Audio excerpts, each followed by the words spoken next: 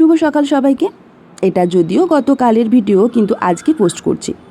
আসলে ঠিক সময় মতো তোমাদের সাথে গল্প করতে আসা হয়ে উঠছে না। বেশ কয়েকদিন ধরে বেটুর ভাইরাল জ্বর। আর তোমরা তো জানো, বাচ্চারা যখন অসুস্থ হয় তখন পুরো বাড়ির পরিবেশটা কেমন যেন বদলে যায়।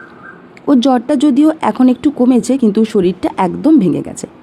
খাওয়া দাওয়াও খুব একটা করতে চাইছে না, তাই সারাক্ষণই প্রায় ওর পাশেই থাকতে হচ্ছে। মা হিসেবে মনটা সবসময় চিন্তায় থাকে। এই কয়েকটা দিন বুঝতেই পারিনি কিভাবে কেটে গেল আমার।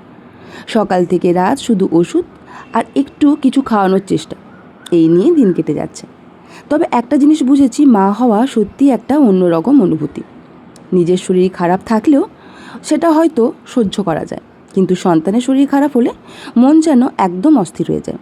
তার মধ্যেই ভাবলাম আজকে একটু সময় বের করে তোমাদের সাথে গল্প করি, কারণ তোমাদের সাথে গল্প করতে আমার সত্যিই খুব ভালো লাগে। মনে হয় যেন নিজের পরিবারের মানুষের সাথেই গল্প করছি। জানো, এই কয়েকদিনে একটা জিনিস খুব ভালোভাবে অনুভব করেছি আমি, মনকে শান্ত রাখাটা কতটা জরুরি। তাই আজকাল আমি প্রেমানন্দ মহারাজের বাণীগুলো খুব শুনি। ওনার কথাগুলো শুনলে মনটা কেমন যেন শান্ত হয়ে যায়। অনেক সময় মনে হয় আমরা সবাই জীবনে খুব তাড়াহুড়ো করে ফেলি, সব কিছু একই দিনে ঠিক করে ফেলতে চাই। কিন্তু ভালো মানুষ হওয়া, ধৈর্য শেখা, মনকে শান্ত রাখা, এগুলো তো একদিনে হয় না। প্রতিদিন একটু একটু করে চেষ্টা করতে হয়। আমি নিজেও চেষ্টা করি ওনার কথা মতো চলার। হয়তো পুরোপুরি পারি না, অনেক ভুল হয়, রাগ হয়, বিরক্ত হই, কিন্তু তাও মনে হয় চেষ্টা করাটাই আসল। হয়তো আজ না পারলেও দীর্ঘদিন চেষ্টা করতে করতে একদিন অভ্যেসে ঠিক পরিণত হবে। সেই আশাতেই নিজেকে বদলানোর চেষ্টা করি। আর একটা কথা বলি, জানো, সন্ধেটা আমার কাছে ভীষণ প্রিয়। বিশেষ করে যখন কাজের চাপ একটু কমে যায়, বাড়িটা একটু গুছিয়ে নিই, তারপর ঠাকুর ঘরে ধূপের গন্ধটা ছড়িয়ে পড়ে। উফ, মনটা একদম অন্যরকম হয়ে যায়। আগে আমি ধূপকাঠি আর আলাদা করে ধুনো জ্বালাতাম, কিন্তু এখন যে ধূপকোণগুলো পাওয়া যায় সেগুলো সত্যি খুব ভালো। একটা দিলেই পুরো ঘরে সুন্দর একটা গন্ধ ছড়িয়ে পড়ে। বিশ্বাস করো, সন্ধেবেলার ওই হালকা আলো, ঠাকুর ঘরের শান্ত পরিবেশ আর ধূপের গন্ধ, এগুলো মনকে অনেক শান্ত করে দেয়। তোমরাও একবার ট্রাই করে দেখতে পারো, আমার তো ভীষণ ভালো লাগে।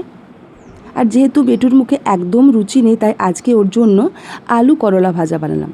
অনেকেই করলা খেতে পছন্দ করে না, কিন্তু জ্বরের সময় করলার স্বাদ সত্যি অন্যরকম লাগে। আমার তো মনে হয় জ্বর হলে করলা যেন ওষুধের থেকেও বেশি কাজ করে। একটু তেতো হলেও খাবার পরে মুখটা অনেক ফ্রেশ লাগে। আজকে রান্না করতে করতে ভাবছিলাম, আমাদের জীবনের সাধারণ ছোট ছোট মুহূর্তগুলোই আসলে সবচেয়ে সুন্দর। সকালে রান্নাঘরে দাঁড়িয়ে চা বানানো, দুপুরে সবাইকে খাওয়ানো, সন্ধ্যায় ঠাকুর ঘরে ধূপ দেওয়া, আর রাতে সবাই ঘুমিয়ে গেলে একটু নিজের মতো করে বসা। এই ছোট ছোট মুহূর্তগুলোর মধ্যেই তো আমাদের পুরো জীবনটা লুকিয়ে আছে। আজকে তাহলে এই পর্যন্তই। আবার তোমাদের সাথে অন্য কোনো গল্প নিয়ে হাজির হব। টাটা, ভালো থেকো, সুস্থ থেকো, আর সকলকে ভালো রেখো। আজকে আসি তাহলে। তোমাদের সাথে নতুন কোনো গল্প নিয়ে হাজির হব, নতুন কোনো আড্ডা নিয়ে।